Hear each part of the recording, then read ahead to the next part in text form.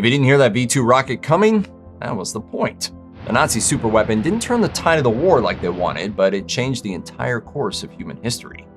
In November 1939, a German physicist named Hans Meyer took a big risk. Dismayed by his country's invasion of Poland and the future it indicated, he anonymously contacted a British naval officer in Oslo, Norway to arrange a transfer of information. If a coded phrase was incorporated into a certain BBC broadcast, the officer, Hector Boys, would receive documents outlining some planned German weapons. Boys arranged for the code to be transmitted, received the materials, and had them translated and sent to London. It was almost too much. There was a wide range of information in the documents that covered targeting systems, torpedo design, and the long-range rocket concepts that would birth the V-1 and V-2, as well as the anonymous source. The scope of it caused some in the British intelligence establishment to believe the Oslo report was likely a German plant intended to deceive or confuse them. But as the war continued, British forces found themselves facing weapons very similar to those described in the report, and the information the dossier contained helped design countermeasures. Mayer was sent to a concentration camp in 1943 but survived.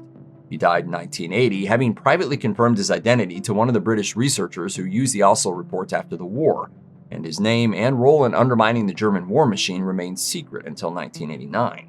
Under the terms of the World War I ending Treaty of Versailles, Germany could not possess or develop long-range artillery. This, of course, limited Germany's armed forces in hopes of preventing another continent-smashing war. While the Nazi state would, of course, shred the treaty, this stipulation did inspire a new line of thinking in German weapons development. Rockets were not explicitly forbidden, after all. The German scientist most critical for weaponizing this loophole and developing the rockets that would bombard Paris and Antwerp was Wernher von Braun. Born an aristocrat in a part of Germany that's now Poland, von Braun was an indifferent student in his youth, but fascinated by space. This fascination led him to finally apply himself to his studies, and he worked until he excelled. In 1930, while still a student, he joined the German Society for Space Travel. By 1934, private and academic rocket research was forbidden, but not military research. So von Braun found himself directing a military research center in his mid-20s. At best, von Braun went along to get along, joining the Nazi Party in 1937, signing up for the SS paramilitary squad in 1940, and being elevated to the rank of major in the SS in 1943. We say at best because, as you probably already know, von Braun's entire record is a bit controversial. While surviving records don't indicate any particular enthusiasm for the Nazi project on von Braun's part, he was certainly willing to cooperate with the folks he good and well knew were up to no good, just so long as he could keep playing with rockets. Two of the weapons Wernher von Braun and his team worked on came to be designated revenge weapons. With German control of the continent crumbling, Hitler and his government wanted to keep the Allied military and civilian death tolls high, hoping they could still blunt the multi-pronged advance into the Nazi heartland. The German term for revenge weapon is Vergeltungswaffen, so these weapons became known as the V-1 and the V-2 for the sake of everyone's tongues. The V-1 was the first to be deployed, and though frightening, was not an enormously effective weapon. The basic idea of the V-1 was a small airplane complete with wings and jet engines, but instead of carrying people or cargo, the body of the craft was packed with explosives. Because they were unmanned, V-1s had some severe limitations. They were the Zoolanders of rockets. I can't turn left. Yep, these right-across-the-plate flight patterns meant that they were relatively easy for anti-aircraft guns to take out. More than 8,000 were launched at London, but only about 2,400 struck the target area. While thousands of bombs is still a lot, the doodlebugs turned out to be a much less fearsome weapon than Nazi war planners had hoped. Their kid brother, the V-2, would be far more destructive. After first being test-launched in October 1942, the V-2 was first used offensively in 1944 when they were fired at liberated Paris on September 6th. The V-2 was enormous, as tall as a 4-story building, and weighed over 28,000 pounds, burning as a propellant a mixture of alcohol, water, and liquid oxygen. The 1,600 pounds of explosives each V-2 carried could reach over 200 horizontal miles. From London to Calais on the French coast is a little under 100 miles, so V-2 launch sites in France could easily reach much of southern England, and sites in Belgium and the Netherlands could still reach London. The V-2's arcing trajectory and supersonic descent meant it was far harder to intercept than the comparatively slow and trackable V-1. The usual height a V-2 could expect to reach was about 50 miles, but a test missile fired in June 1944 reached 109 miles of altitude. This was the first man-made projectile to reach the edge of space, a grim feat considering the circumstances, but also an important milestone for those hoping to explore beyond the Earth. True to Nazi form, the V-2 rockets were constructed with slave labor. Allied air attacks were walloping German arms production, so weapons had to be built underground to keep them out of reach of the enemy attacks. The V-2 was built at a concentration camp and arms depot called Dora Mittelbau, which had been spun off from the even more notorious Buchenwald in 1944. Deep in central Germany and with factories hidden under the Harz Mountains, Dora Mittelbau was as safe as anywhere from Allied attacks. Conditions at the camp were horrific. Prisoners stayed underground most of the time, where they had no access to light and fresh air. If they were unable to continue working for whatever reason, they were transferred to other camps to be murdered. More than 200 captives were publicly hanged for alleged sabotage, and the general death toll here was higher than at many other forced labor camps throughout the Nazi sphere. All told, 10,000 enslaved workers probably died in the V-2's construction, more than were killed by the rockets when they detonated. And for the record, Wernher von Braun knew about all of this. He claimed after the war to have not been involved in sabotage reports that led to executions, and not to have participated in the decision to build the camp. Regardless, he is known to have requested the transfer of prisoners with relevant skills to the facility at Dora Mittelbau. He didn't care about what could happen to the poor guys. He saw just the final result. As high as German hopes were, the V-2 did not really change the progress of the war.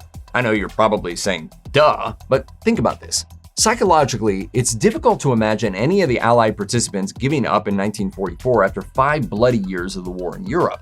And tactically, while the V-2 was damaging and frightening, it simply wasn't powerful or plentiful enough for Germany to pull out a last-minute win. The V-2 was very expensive and labor-intensive to build, and even with the type of labor we just talked about, it simply wasn't a very good use of Germany's dwindling resources. They were also not very accurate. You could point them at, say, London and be fairly confident of a hit, but you couldn't aim it at Buckingham Palace with any confidence of success. The targeted strikes on military and industrial sites that might have significantly helped Germany were not yet possible, and the Nazis were running short on research and development time. Perhaps most to the point, the V-2's capability to damage Allied-held cities was far less than the Allies' ability to absolutely pulverize German cities. About 5,000 people in total were killed in V-2 attacks, but during the bombing of Dresden, 24,000 people were killed in a mere 2 days, and Dresden got absolutely leveled. The comparative rate of destruction was very much in the Allies' favor, and there would never be enough V-2s to change that now. They might not have been the war-winning wonder weapon the Germans had hoped for, but they were still effective. Not only were they more likely to breach enemy defenses, but they were also very frightening, as their faster-than-sound descent meant that you only heard them coming towards you after impact, if you survived. Germany fired V-2s at London and Paris to try to sap the enemy's will to fight, as well as at Antwerp in an attempt to frustrate Allied efforts to use its port for resupply missions. The bombs caused enormous civilian casualties, but like we mentioned earlier, they had a smaller footprint than, say, bombing the daylights out of Dresden and making it look like a parking lot. Too fast to track and too unpredictable to plan for, the V-2s could only really be taken off the board by having their launch sites destroyed or captured, which the Allies eventually did. The autumn and winter of 1944 was a scary time to be in the Nazi crosshairs, but the people of bombarded London and recently occupied France and the Low Countries had lived through worse by that point. Allied morale was not broken by this 11th-hour weapon. On March 27, 1945, the last V-2 hit London, and a few weeks later, Germany lay broken and dismembered before the victorious Allies. In the waning days of the war in Europe and after its end, all the Allies were interested in profiting from the German rocket program. After all, the best enemy weapon is the one you can confiscate and point at someone else. With the war in Japan not quite over and post-war tensions between the Soviet Union and the West appearing inevitable, German rocketry was a potential boost everyone wanted to make use of. And wouldn't you know it, the United States got their hands on some V-2s. Captured weapons and facilities gave Allied researchers plenty to start working on, but the real prize was the scientists who had developed it. Both the United States and the Soviet Union made deals with Nazi scientists, offering them the do-over of all do-overs. The Soviets even kidnapped a handful of scientists who were reluctant to take their deals, and in this situation, it's hard to feel all that sorry for the newly Soviet researchers. The United States snagged the biggest fish, though. Wernher von Braun was one of the scientists gobbled up under Operation Paperclip, an American plan to turn 1,500 useful German and Austrian scientists and technicians, along with their families, into Americans. For people with valuable scientific or industrial knowledge, a Nazi past could be hidden under a fresh coat of paint, swapping strudel and genocide for apple pie and baseball. Wernher von Braun spent his first few years in the United States on military research, though his interest in space continued. He even narrated some Disney-produced television programs on outer space. The resulting centrifugal force will produce an artificial gravity for the men in the rim. In 1960, von Braun's rocket development unit was transferred to the newly minted NASA with instructions to produce large rockets. The result was the Saturn V, the vehicle used in all of the Apollo space launches. One of these, Apollo 11, brought the first human beings to the surface of the moon in 1969. Von Braun had indirectly made it to the moon. He had to answer some uncomfortable questions for a West German court in 1969, but for most of his post-war life, von Braun avoided heavy public criticism for his wartime role. Serious questions about the Nazi links of some immigrant scientists of the paperclip cohort arose in the 1980s and 1990s, but von Braun had made another well-timed escape. He died in 1977. In all, around 120 German scientists and their families settled in Huntsville, Alabama. There's still remnants of the contributions they brought to the area. It's complicated, obviously, but the Von Braun Center is a sprawling venue there, so it's not like they're trying to hide the history. There's no denying that the Nazi rocket science is what launched every space program. Not comfortable, but that's a reality.